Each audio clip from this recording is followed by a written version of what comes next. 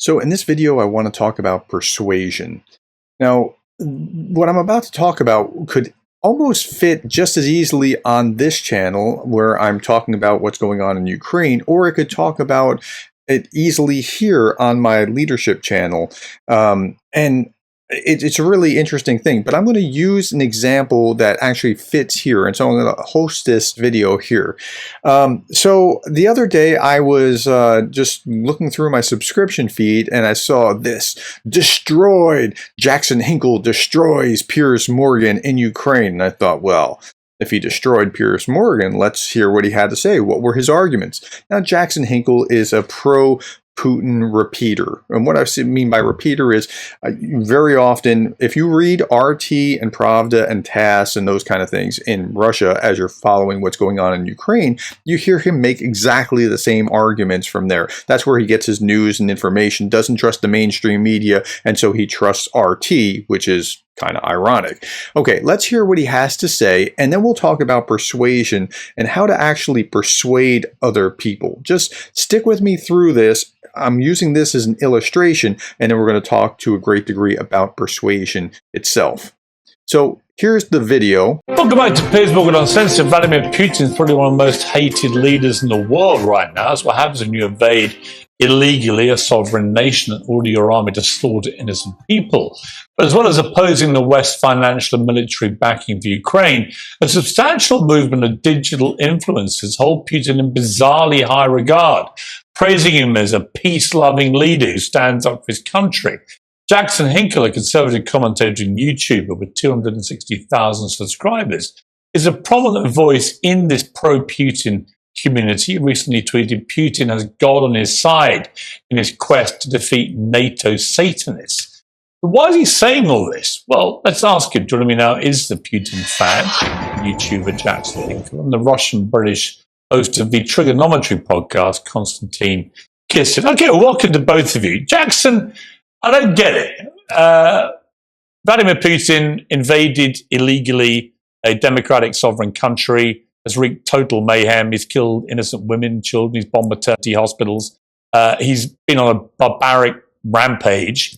Why would you choose this moment to revere him? Now, every time he gives a Russian state media talking point, you'll hear a little ding in the background. And I'll keep the volume low, but you'll hear a ding, ding. Okay, here we go. I would choose this moment because most of what is said about Vladimir Putin in the mainstream press by talking heads like yourself is just factually not true, just like everything that people like you said about COVID. The fact of the matter is, this war that everyone talks about that so-called started on February 24, 2022, actually began in 2014 after the U.S. led a violent coup on the Ukrainian government that was democratically elected. When people, specifically ethnic Russians in the Donbass, decided that they didn't want a U.S.-installed puppet government filled with Nazis, they vocalized their opinions. And for that, they were met with violence and aggression by the Ukrainian government, who slaughtered them for 8 years. 15,000 people died in this fighting while Putin tried to achieve peace through the Minsk Accord. Now, everything that he's saying is just, I can say, look, it's not a coup. And he needs to prove that it was a coup, that it was Ukrainians creating the violence as opposed to Russia coming in across the borders and actually ginning that up or supporting these people in the Donbass by crossing these state borders. Everything that he's saying here, I'm just thinking, like, I'm answering it in my head and going, no, this is incorrect. This is an assumption. This is an assertion. And I'm going through this. So he's not actually moving me in any meaningful way. In the Minsk II Accords, all of which ended up being rejected by the Ukrainian government. After they, like, so look, I'm sitting here just going, what are you talking about? Budapest Memorandum preceded all that, and the United States, Russia, and the UK were supposed to uphold Ukraine's sovereign borders if they gave away their nukes. That's never mentioned. It's these kinds of things. And so he's destroying Piers, but I don't see him destroying him, and I'm not moved. Let him finish. Behest of Germany and the United States. The Ukrainian government continued to push forward despite the fact that Putin wanted peace, and they said that they wanted to join NATO. They said they wanted to have nukes right on Russia's border. And because of that, Putin stepped in and said, hey, look, we're going to stop the bloodshed. We're going to stop the NATO escalation. We're going to stop the risk of potentially this unfolding into a full-fledged nuclear war, and we're going to do what needs to be done. We're going to liberate the ethnic Russians in Ukraine. We're going to denatofy Ukraine, and we're going to denazify Ukraine. All right, I've given you a good chance to answer there. I've got to say, a lot of that I thought was a crock of crap. But let me go to Konstantin Kissin. Konstantin, I find... Okay, so you saw Hinkle's face freeze. There was technical error there, and he comes back a little bit later. But all he did was give the same talking points, and I'm not moved. So while the video was claiming that he destroyed Piers Morgan, he did no such thing. He didn't move anyone. Now, he might have thrown red meat to the base, and when I look at the comments in here, it seems like, yeah, his base, people that already believe him and agree with him, they tend to agree that he destroyed Piers Morgan. But people like me remain unmoved. He didn't persuade anyone. So how do you persuade people? Okay, so I run into this a lot because I spend my time talking about the war in Ukraine and trying to provide context for what's going on in the war in Ukraine. Now, I'm a conservative, and I'm talking to a largely left-leaning kind of crowd, and I recognize that I'm speaking to a left-leaning kind of crowd. But I agree with the basic premise with you, and so I understand that as a conservative speaking to a liberal audience, we agree, but I'm trying to persuade you not about Ukraine, but that there are some conservatives that actually think and are sane and that you can get along with. And if that's not your experience, you need to meet more conservatives like me. I'm also a Republican speaking to other Republicans at the same time. Like people would say in my comments, well, who do you think your audience is? There's two different audiences simultaneously. There's the left side, and then there's the conservatives. And when I speak to conservatives, I'm speaking their language. There are different types of Republicans. There are populist Republicans, kind of more Trumpian, and then there's more old school conservatives like myself. But we share a similar lexicon, a similar vocabulary, and a similar way of processing and thinking about things. For the most part, I'm kind of from the same tribe, or at least a sister tribe, where someone from the left that would make these arguments, it's not going to sound right to them. So in my videos here, I'm appealing to them saying, when did Russia become the good guys? When did it become okay for an authoritarian regime to run over a democratic country that it's its neighbor and do what it's doing as they're doing in Ukraine? When I get you that you don't trust the mainstream media. I don't either. I'm a conservative. I get that. I'm tired of CNN calling me a racist because I'm a conservative. So you don't trust the mainstream media? Neither do I. But what's the alternative? Are you going to trust RT? Is that you are going to throw out the mainstream media and you're going to listen to Russian state media? Is that really the alternative? So the alternative is actually to triangulate on sources to find truth. That's what you should be doing.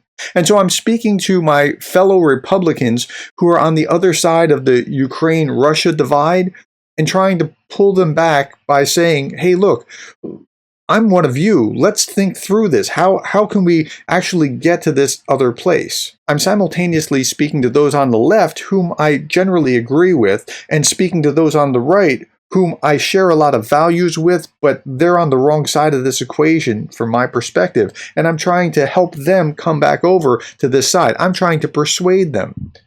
Now, how do you persuade people? So let's look at that. How to persuade in YouTube and see what comes up. And what we'll find are how to persuade others with the right questions. And this is Dan Pink. I've read a number of his books and I've watched this video. But that's not really everything. How to convince anyone. 6 secret phrases that instantly persuade people. But we're really not trying to go for techniques or questions or psychological tricks. 15 psychological tricks to persuade anyone. But we're really not trying to use tricks. If you want to persuade others, do these things. And you'll see me do these throughout my videos. Here's what you do. Start with this premise. I'm a Christian. I start with the premise that I'm made in the image of God. Now, if I'm made in the image of God, so's the other person that I'm talking to, right? We're all made in the image of God. Now, with that comes a certain dignity that I naturally provide to my opponent. And now, if you don't believe in God and you don't believe that theory, even if you approach it as a legal fiction, like act as if it's true, even if you don't believe it, although I believe it, act as if it's true and things will change. Treat people with that kind of dignity. And then that leads to the next thing, and that is my reactions to them must be respectful. So I have a number of playlists, right? Russian disinformation, American politics, reaction videos. In my reaction videos, when I react to others and I, kind of pick them apart, like here's what they say, here's what I'm saying. You'll notice that I'm trying to be respectful. I'm really working hard to be respectful in spite of things that I think are just completely wrong. I'm not mocking. I don't know about you, but I've never been mocked into being persuaded like, wow, you mocked me so effectively that I now see your position. No, when somebody mocks me, I want to dig in and go be even more entrenched in my own opinion. So don't do that. Then listen. Like really, really listen. In these videos that I go through, I'm listening very often to the other side, to Russian state media or to the repeaters like Scott Ritter or Doug McGregor or Redacted or Duran or whoever, right? I'm listening to what they have to say. I'm trying to be respectful to that this is their opinion. Now, what can I learn from their opinion? It doesn't mean that I believe that it's true, but it means I can learn about what they actually think if I'm just willing to listen. Now, that's a principle that you can pick up in Covey's 7 Habits of Highly Effective People. But Covey also talked about this. If I can't influence you, I can't be influenced by you. There has to be this kind of two-way interaction when you're dealing with people. This is how you persuade people. And then finally, last couple things, assume the best of others. When someone who I would consider an opponent, someone on the other side of an issue will say something, I don't put the worst face on it. I put the best face on it that I can. I assume the best of them. I don't give cheap shots. Okay. And I get some heat for this, for being too kind to the other side. Can you really be too kind to the other side if you're really unpacking and showing this is what I believe, this is what they believe? And then what do you think? Now, along that line, I'm telling my story. I'm saying, here's what I think. I'm giving in Christian parlance, giving my testimony. I'm not just trying to be judgy and show you this is wrong and that's wrong and this other thing's wrong.